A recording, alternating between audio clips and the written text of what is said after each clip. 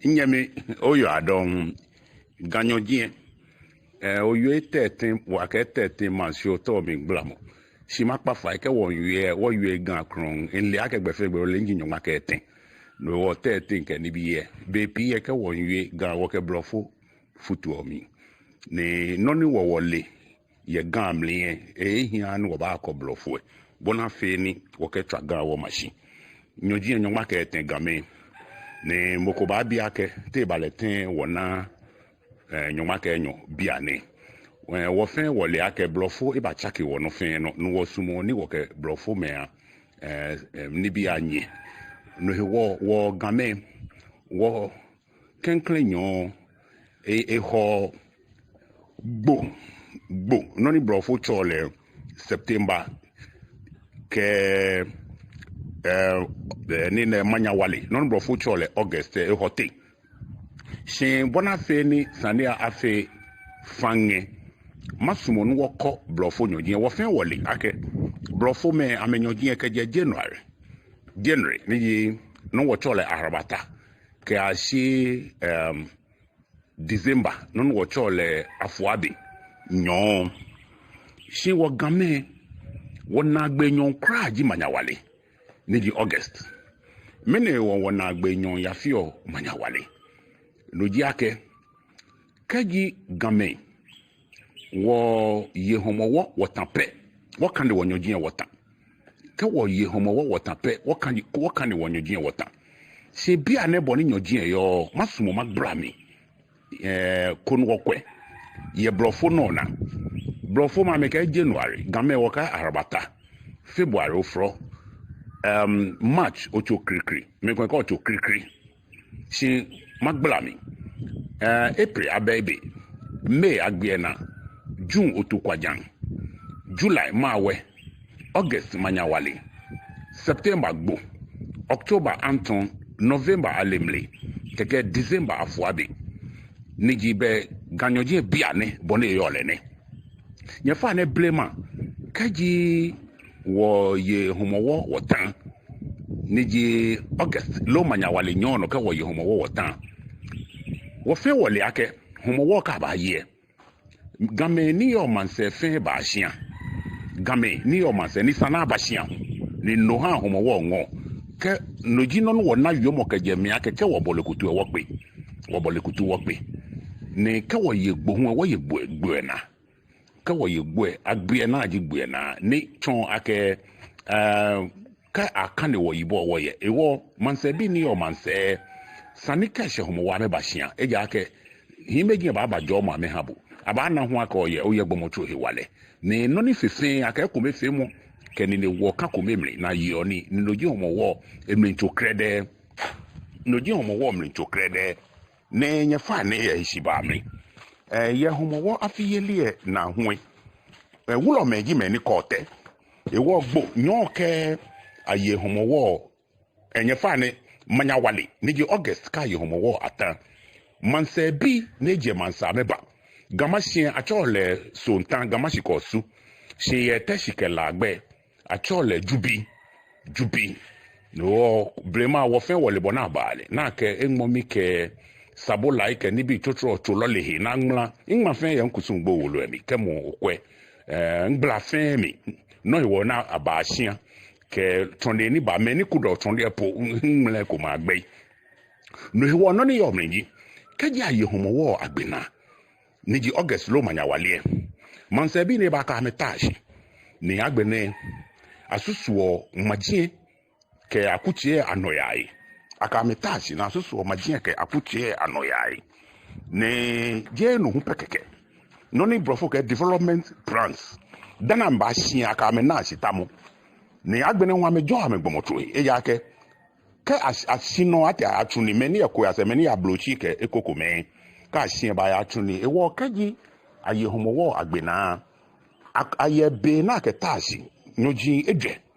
ni akebua konta agbene nwe wekusaji ni yo ablochi bi amefatai eje ka ba ke so bi ba oba na ka fiele chalano jubi ke so bi chalano obe ko be na ke tashi na susu ni bia ewo meni ogbefan mi amehe sanji ni yo nye meni yo je o sande ko be na wonyemi Adjei eke nga neke obomo no ba ko baba himeji agbene abakwa boni ba fe na ba wo bogbe akọ tie fe mo neke iwo naka nyon no ake joy ake tunoko ake buo afi muemi akonta ngene na ho shikpon na yi one naka nyon no brema ake buo akonta no mi shikpon ake ha na hi oshikako na chole dute anaka je blofo yomo duty mi anaka je blofo yomo duty mi dute alo adode no anaka nyon no duty lo adode ni me he tite me yoko ya sabe ka ba buo himeji akonta ake ba buo himeji akonta iwo naka nyon atun loko Adjei abu akonta na ke susu na agbai boni ba fe na ba mona iwo naka nyon ye gamni achole yaka nyon ni akane ake atun loko Adjei yaka nyon iwo neke yaka nyon ne eho September ni jigbo ke August ni ji manya wale eten no ji nyon ni ji nyon make eteno ni wo ke wo gbe wo afiyele na August lo manya wale nyon no neke nyon ne no Adjei dani wo boti ogbo lo September mri no wo September nyon ni je nyon ni si mene ake wonye blofo no na ajeshon si wo game lo ewulo me gi me ni kan yo wo be ewulo me wo lume ama me kan yo be no wo lo ewulo me le September lo gbo amekola ake wo kenklenyo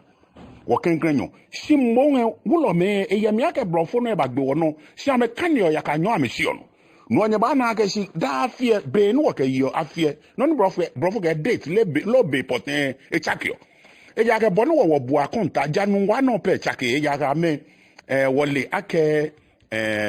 ye July lo mawe nyon me kenkren so ha alo kenkren ho keke amejia afie le sisi si ye te ni ekwe dantu lo sakumo lo na eko mie le be e chakio e ya ka me kanyo ya kanyo amesi ono ni ya kanyo e bona kanyo le brofo ma anyojie ekome gbo nyoma etenke ekome ni ji 31 days ekome gbo nyoma eten ni ekome gbo nyoma enyoke paanyo ni ji February si ekome po gbo nyoma enyoke nehu ni ji lipie iwo brofo nyojie egamu hekome ni wo ganyojie le hu e bonu wulo me ko te ha si monwe wo ganyojie e ya fio ochi edwe pepepe ochi edwe no aneke ochi edwe ne kaji brofo nyojie no ni gbo nyoma eten 30 days ke no ni gbo nyoma eten ka ekome tomo September gbo nyoma eten October gbo nyoma eten ke November nyefane mika okane nyojini gbo nyoma eten ke nyoma eten ka ekome tomo December afo abe ke July ma wa ke ko ye brofo no mi kaji oji egbin enyo ni jole no ke gbin eten ni jole no no bu afen na e afio ochi edwe pepepe e afio ochi edwe ni ji nyon ko pepepe e wo yakanyo bonu wo kan yole no e afio nyon make eten ni ji brema biye si bia ne wonye brofo ma se no wo jie no yem e wo nyojie nyon make eten e wo kaji brofo no nyon eten ka ko me ka na je na ga gbe nyon gbe eten no ni jole no e afio nyon ko pepepe agbene wo kwa nyojie hu what mini te balete na nyojie agbe ye fa na September gbo eje nugbo wo ye nyongbo ke nyongbo be wo yo pleje si che bolo okrenye mpoyi si ne ba to ogbo wo chole nugbo September nugbo ko no sha no akedun abele ni akaba wo abongo e amre abele na kwa wo abongo ami ni no aka wo abongo ami ni egbin noji kukudabi e wo ka September lo gbonugbo ene eke homoba eja ake naka abele no akaba wo abongo ami ni abaye iwo nugbone eno sha ni nuhingbe edra no aka woje September wo ya October niji Antomi October Anton nwami ko gbe ni nwami egbe ni dani ka woje September Anton wo ya October ni October ale enyefa ka woje October Anton wo ya November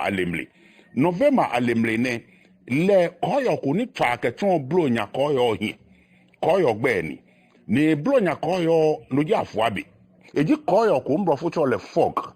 ka otension no ba na ne fe sulang to la sue wo na shon noji afuabe January harabata eji awona keje brofo yo mo hamatan ni hamata ne wakpatole waka harabata koyo ni emi egbe wese brema me anane se gbla mana abupo gbla oni me ahepelo ne wo koyo ngani track jo Sahara shia nga no keba o flo ko npa ko gbe pan ko ake fi on lai ehien blishi su ne ana neke fofo ne ko npa fofo ne wo fofo ne ehien blishi su ne wo eko ya se loji o flo fofo gbe ni fofo dani ocho krikri ni ji match hunu eni tuo gbangban me ko ocho krikri se hunu eni tuo gbangban no ake na gbe abe ibe ko lo gbe ni abe ona ke ka gbe na eji nugboko na ke dun homowo popoloku abele le nugbo na ele kai na na hunu eno ke tira no ni wobote agbe na mi si eneko ni mami fe wo ngoto e wo npagbe ni be bi acho le homowo nugbo e ya ke no ake dun homowo abele boko abi ake mi no ake dun homowo abele ba na ke kogba mo de nche ya September lo gbonyon wo blema abele na dun onyo ji etenke mo onyo ji eje wo na popoloku yemi ona no agbe na nugbo nemo beni ne otukwanya le nwura mi ko gbe ni blema nwura mi e ba na ne do efe nyonchele efe to ma do nyonchele ni nwura mi ko hote muslim fo eno ji amokadie se wogame blema kene ke nwura mi ke hunu nwura mi ke nyonchele ne pe no na ko ji inanyon ngbo ri jo tukwaja nyon mawe le obu e koyo ngani wese ngani koyo ni mawe koyo ni ngani ne itraka jo show mi brofo ga sea breeze ni e ha mami jo ruduwe no mawe koyo ni dani manyawale le nugbo ni eno nwete be ne be hunu nto no be wodrakwe hunu nto nugbo ne ko lo enfo ni bia ye dwa mi nugbo ne hunu nto ko lo enfo ni bia ye dwa mi no we wo manyawale nugbo gbe ni no wonyemi nyojie brema nyoma ka eteni ni kabasi bia ne wulo me ame kanyo le nyoma ka eten wulo me kanyo si ebe no acha ke calendar no ebe no e wo brofo nyojie ni ekome nyoma eten ke ekome na kanoni jole no ka jefe e afi onyonkome no e wo emengbla mo ne nye yo adon kenoko krohuni mengbla mo e hia ewulu mabe ko nye hia shijugba